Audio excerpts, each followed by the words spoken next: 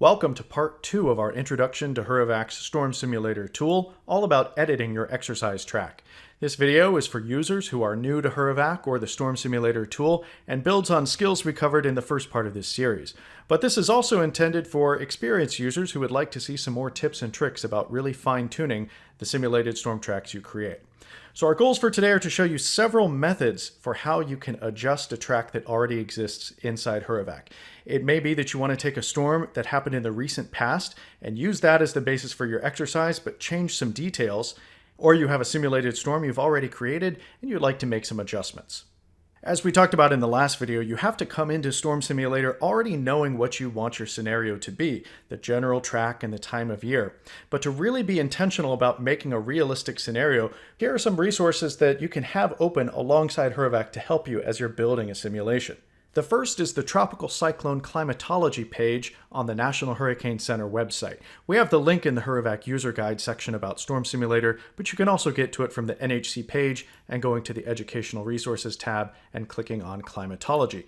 And there's a lot of maps and data on this page that show you the typical ways that storms develop and move throughout the Atlantic and the Pacific, but it also gives you an idea of the range of what can be expected. The other resource we'd like to highlight, that's also linked from the HURREVAC user guide, is the NOAA Historical Hurricane Tracks browser. And this is where you can search by location or by the name of a storm to see more details. The HURREVAC archive only goes back to 2005, but this has storm tracks worldwide going all the way back into the 1800s.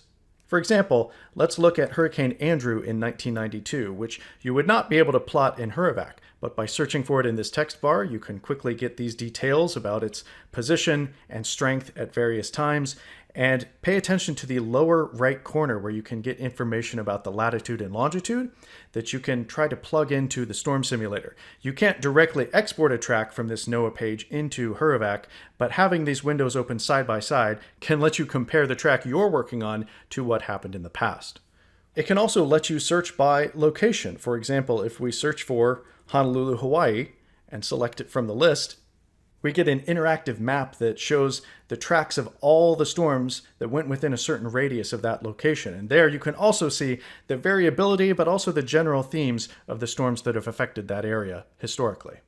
Now I'm back in HURREVAC, and I'd like to show you one setting that I'm going to change that helps when we're building a simulated storm. And it's here in the track and swath options, the gear icon to the left of the tracking map. And it's the very first item called Actual Track Ahead.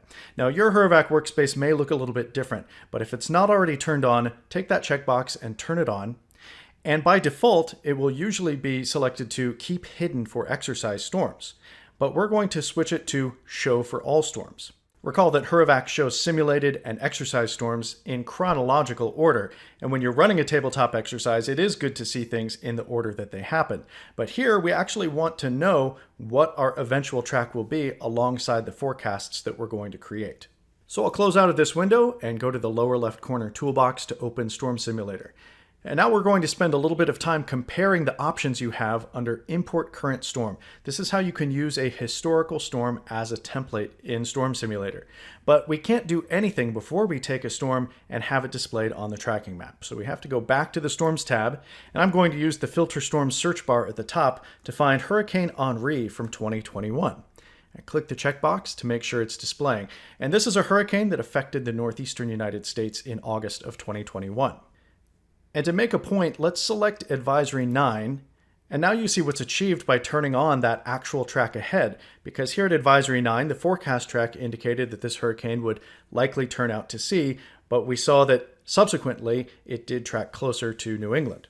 So now considering our options under Import Current Storm, if we import from forecasts, we can keep the evolution of these forecasts, but change the name and the date. Let's see how that works.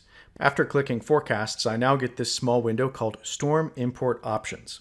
And here's where I can make some adjustments to the date as well as the name of this storm. A name is required here, but you can change it again in the next step. Here, I'll just call it Henry with a Y. And here's where I can also change the date. I can either type it in directly or use this menu. And maybe this is an exercise that we're running in the spring of 2026. So I'll select May 2026 from this calendar, May 15th. Now remember, this is relative to Advisory 9. You could change that date to be relative to any particular advisory. Maybe we'll make the landfall advisory 33 when we have this date of May 15th, and watch what happens. Click confirm. So now the track is imported. We don't have to do anything to change it. In fact, we can't change that track if we want to, but we can edit the forecast, and we'll talk about that shortly. But note that when we go here to Advisory 9, it's the same nature of forecast that we had Advisory 9 in real life, except we have a different name, and now the date is out in May of 2026. A few other things to point out while we're here is that this storm simulator does not import any intermediate advisories. You'll only have advisories 6 hours apart. And it does not carry over most of the map layers from the Storm Tools column on the left side. So you would not be able to see watches and warnings or storm surge forecasts or wind probabilities associated with this new simulated storm, but you will still have the deterministic wind forecasts. So if that's the only modification I wanted to do, I'm ready to save this storm, and I click the Save Storm button at lower left. So now Henry's in my list of simulated storms, and I can click there and turn on the track and watch how it evolves through different forecast advisories. Let's go back and search for the actual archived track of Henri in 2021, because we have to turn this on and we're going to import it again, but we're going to use the different method. We'll go back over to Import Current Storm in Storm Simulator, which as you can see has reset. And now I'm going to import it by track and watch what happens. I get the Storm Import Options window again with an opportunity to change the date. Again, let's say May 15th, 2026. So now I have to make a decision about the storm name. I could call this Henry again, but then I would end up with two storms in my simulated storms folder with the same name, and to tell them apart, I would have to put them both on the map. So it's to my benefit to give this a slightly different name. I'll call this one storm name Harry and click confirm. And that is importing to an earlier step in the Storm Simulator panel than what we just saw. So I actually can make adjustments to the track here, and then I have to go through the step of building the forecast for myself. And this has zoomed to the very first advisory position. If I quickly zoom to full map extent and click forward to the last advisory, you see this is the same exact track as Henri that happened in real life, minus the intermediate advisories, but there are no forecasts associated with this track now, so we can do our own thing with the forecasts in this simulation. So we could, for example, see what this scenario would look like with some forecasts where there was some error on the left side of the track that ended up happening. So we move that forecast bias slider and click Build Forecast, and click forward a little bit and see how this looks. And if that will work for the scenario that you're trying to run, this may be something you're ready to save. Or you can go back and edit the track, or you can edit the forecast from this step. And again, we'll take a closer look at that a little later on in this video. So now I'm going to save this storm. And the Storm Simulator panel has reset again. And I'll open my Simulated Storms folder, and now I see Harry listed along with Henry. But Storm Simulator has one more option under Import Current Storm, and let's see how that behaves with this same storm. So I'll search for Henri again from 2021, and display that track on the map, come back over to Storm Simulator, click Import Current Storm from Sample Waypoints. And what this is going to do is select key points along that track, and then you can use those waypoints to make larger adjustments to the track. Sometimes the Storm Import Options window will remember the selections you made the last time you did an import, and I don't want a duplicate name in my directory, so I'm going to call this storm name Holly and click Confirm. So now we have 9 waypoints on the map, and again, these are key points in the life of this storm without a whole lot of hour-by-hour detail. And this is the general track of Henri, but because we have only a handful of waypoints, it's a little easier to make significant changes to this track. If we wanted to make it stronger or shift it, say, 100 miles in either direction, this is the best way to go.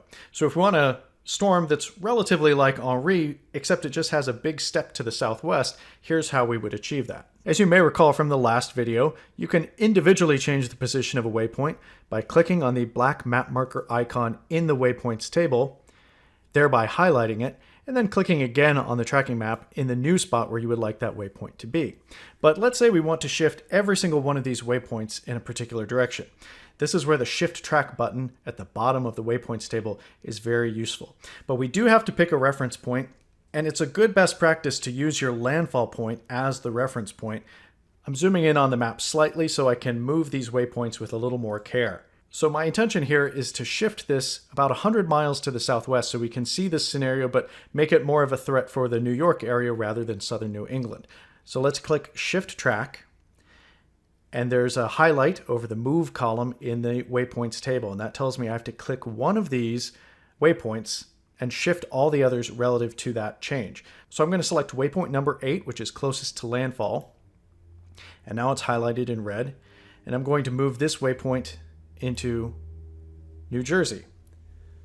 And I can also come in here and make adjustments to the strength and perhaps have it become a hurricane a little bit earlier, or make it, in fact, come ashore as a Category 1 hurricane.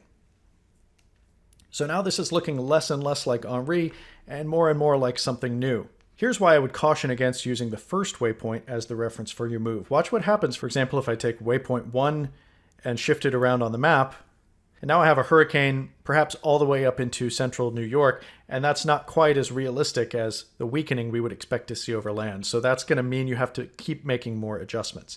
Now there is no undo for this, but I'm going to click Shift Track again and go to waypoint 8 and zoom in on the map and click this back into New Jersey. And now we're basically back where we were before. So you can see why using the landfall waypoint is going to be the most relevant when you're trying to shift the entire track. And by the way, it is possible to add more waypoints to the end of this track. For example, if we'd like to show this continuing on out to sea, I would click Add Waypoints, and for waypoint number 10, I might put it here east of Nova Scotia and keep it at tropical depression strength, but I have to remember to click Done Waypoints.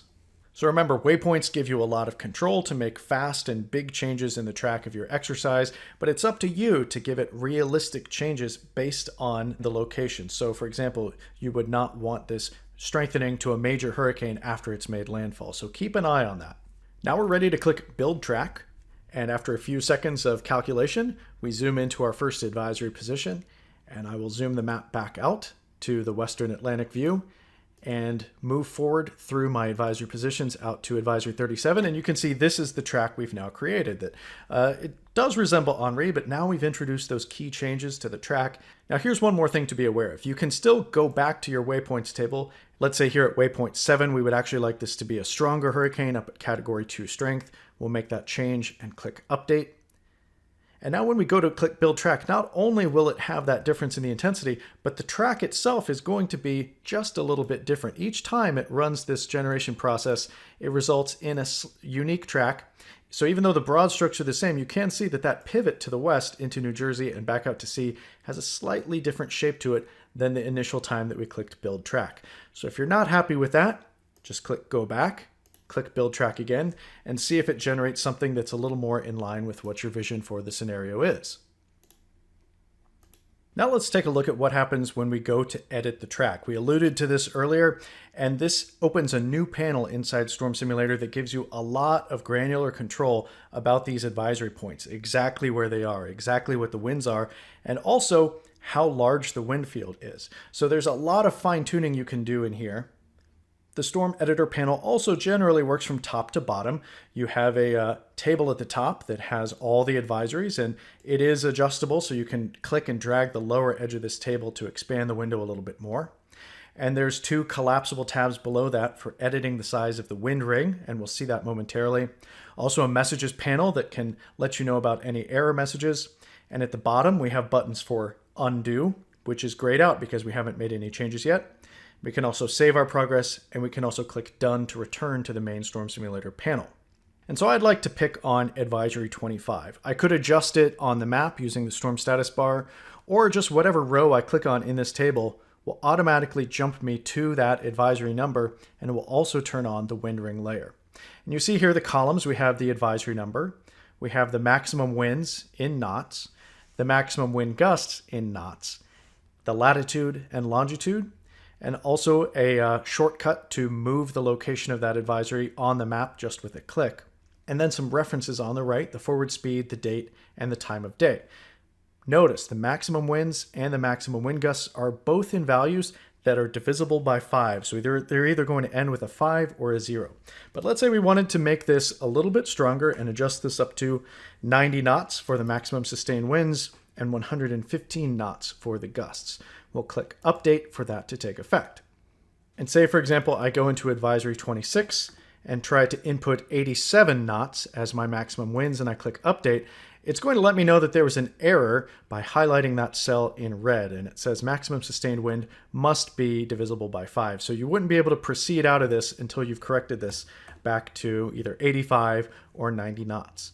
So I have some options if I want to fine-tune the point of this advisory. I could click in and manually adjust the latitude and longitude. The easier way is to click the map marker icon, but it's a little bit harder if the wind rings are displayed on the map. So first I'll turn these off, then click the map marker icon, and maybe I want to move it just a little bit to the southwest of where it currently is, and advance a couple of advisories to see how that fits into the track. So now you can see the difference that you've created. Now, there was a reason that the wind rings were turned on initially, because this is the place you would go to change the size of the storm as it's meant to occur. And the storm simulator model uses some general climatology, but we do know from experience that there are a lot of examples of hurricanes that are much larger, have a much larger wind field, or a much smaller one, so we can make that adjustment too here in the storm editor. And let's take a close-in look here at Advisory 28. And the table just below the storm advisories is called Wind Ring Editors. And the columns show me each quadrant of the storm. And I have 3 thresholds: the 34-knot tropical storm force winds in blue, the 50-knot strong tropical storm winds in yellow, and the 64-knot hurricane force winds in red. Let's see what it would look like to make this storm have a larger tropical storm force wind field, especially to the northeast. We'll click into this cell, then enter a new value, perhaps 150 nautical miles in the northeast, and click Update, and see that that changes on the map. But there's also another panel just below this table called Wind Ring Preview, where you can also see that change if you don't already have the wind rings turned on the tracking map. And there are a couple of rules to this as well. For example, if we're going to adjust our strong tropical storm force radii in the northeast quadrant and say that it is 67 nautical miles and click Update, that is also going to throw us an error because this also has to be in a multiple of 5. So we'll turn that into 70 and it will accept that value. And I can make adjustments like this to the winds and the wind rings for one particular advisory, or for many, or for all of them, or just for what I know to be the key injects in my exercise. But how does this advisory's wind ring look in comparison to all the others? Here's where we can turn on the past actual wind swath and compare how it evolves through the course of this storm. If you do make a pretty dramatic change, you might want to introduce it gradually over the course of a few advisories rather than abruptly between 6-hour periods.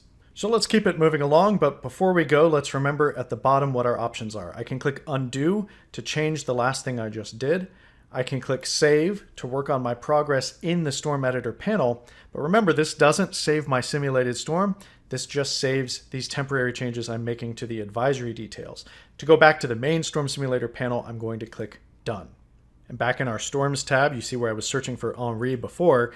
We don't need that right now, but just to prove the point, Hurricane Holly is not yet saved into my simulated storms list. So that save we just did in the storm editor, that was a temporary save. We have to save this entire storm, and we're not ready to do that yet until we build the forecasts. So now let's do that step. And I'm going to introduce a little bit of forecast bias to the right side of the track so that the forecasts initially maybe show this staying a little farther offshore. And that is going to generate a forecast track out to 5 days for every single advisory point. And I'm also going to collapse the left side panel so I have more room to see what's happening on the map. Turn on my error cone. And you might be asking, well, whatever happened to that actual track ahead versus the forecast track? Well, I had to restart HURREVAC during the production of this, and I did not save that change in my track and swath options as a preference for future settings. So I'm going to have to come back in here to track and swath options and click on Show for All Storms. And now you can see, say at Advisory 12, the difference between the forecast track and where Hurricane Holly ends up going in our exercise. So at this stage, it's still possible for me to click Go Back and work on building the track again, or even click back one step further and go to the Waypoints table. But think about it this way. If you have a pretty big change that you would like to see happen, it's in your interest to edit from the waypoints, especially if it's a shift in the track all in one direction. Otherwise, you're going to be doing a lot of unnecessary clicking in the Edit Track Storm Editor interface. Now, speaking of Storm Editor, we can also get to a similar looking thing by clicking Edit Forecasts. This is also called the Storm Editor panel, but now it contains some different information. At the top, our table is now for the forecast hours at advisory 18, 9 hours in the future, 21 hours, 45 hours, and so on. We have columns for maximum wind and maximum gusts as they're projected to be.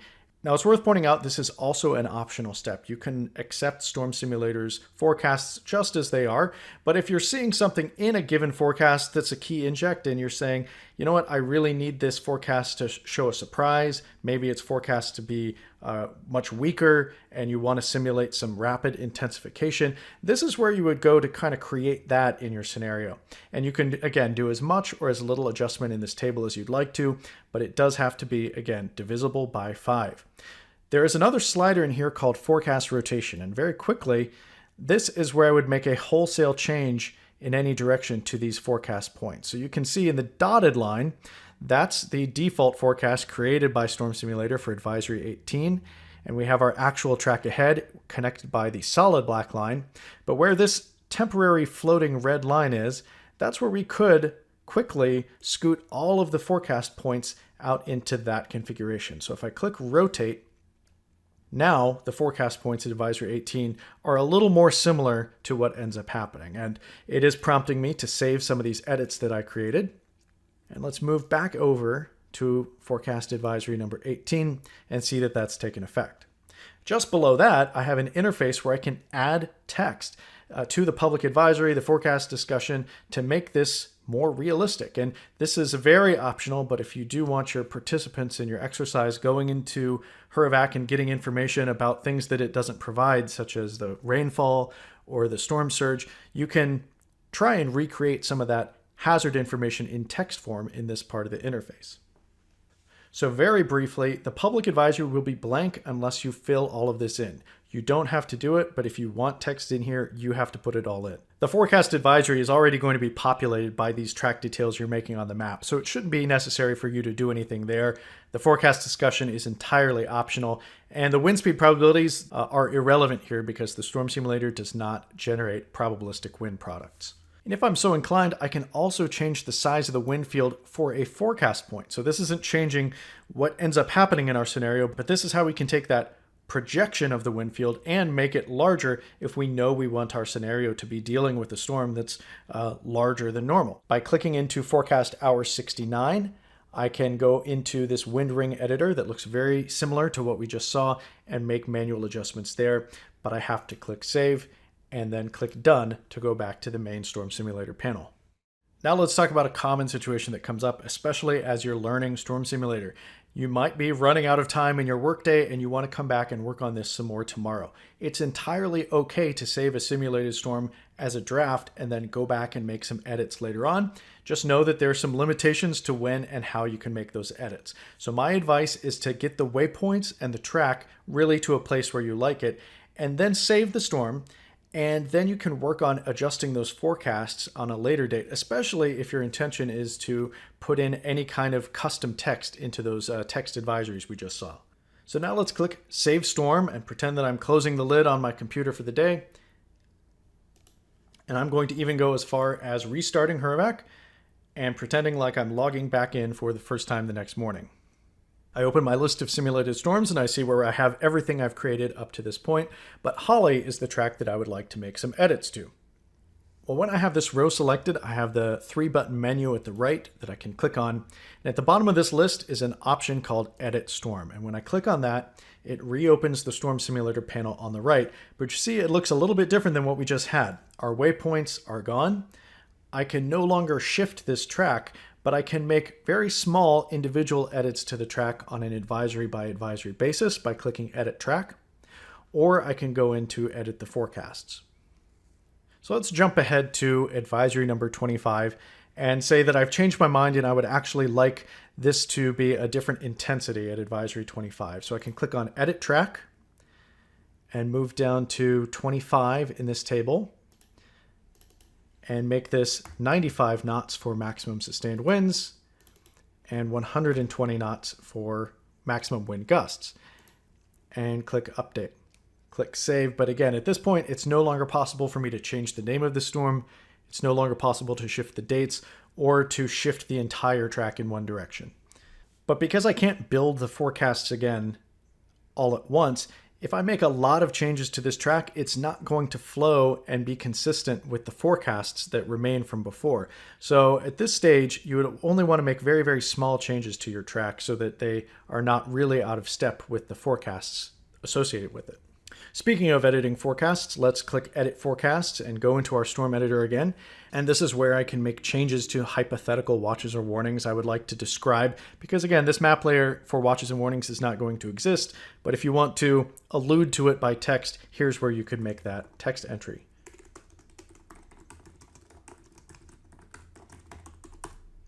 It might ask me to save my edits. I'll make sure to click yes and then click Done to return to Storm Simulator. So now if I click Save Storm, I get a confirmation that it has saved, but instead of creating a new entry, it just stores those changes within the Hurricane Holly that already exists. So that's one way to edit an existing simulated storm that you have, but you also have the option to re-import your simulated storm the same way we did with Hurricane Henri earlier. And I'm going to use Hurricane Apollo, which we made in the first video, to show you how this works. I click the checkbox to make sure it's turned on the map and go to Import Current Storm, and I can use all of these same three options on a simulated storm I've already made. I could import it from sample waypoints, from the track, or from the forecast. So in the context of a simulated storm, importing from the forecast step is a great thing to do if you just want to change the dates or change the name and keep the forecasts that you've already created. Because as you just saw, when we click Edit Storm, those options aren't available to us. Import from track may also be worthwhile, but we're going to have to go through the step of generating the forecast again. Here's what it looks like to import from sample waypoints. And again, this is maybe a better option if I want to shift all this track entirely in one direction or another, or make large changes to the forecast strength. So instead of making a dozen or more changes for each advisory, I'm only making, say, 2 or 3 changes in this table and then letting it flow forward into a new track and a new set of forecasts. So we can use the storm import options to let Storm Simulator know that our exercise involves a landfall on or around July 20th, 2027. And this would be a good opportunity to give it a new name, and we will call this Hurricane Artemis. And all of those other waypoint times have shifted relative to waypoint 11. I'd like to shift this entire track just about 50 miles to the west. So I'll click the Shift Track button, go into the row 11 and the column with the move icon. Waypoint 11 is now highlighted, and I'm moving that 50 miles or so farther to the west. And again, depending on whether these waypoints are over land or over water, you might want to adjust the strength up or down to be more realistic. But if that's all we came in here to do, now we're ready to build the track again and then proceed to build the forecasts, and we have a totally new scenario on our hands.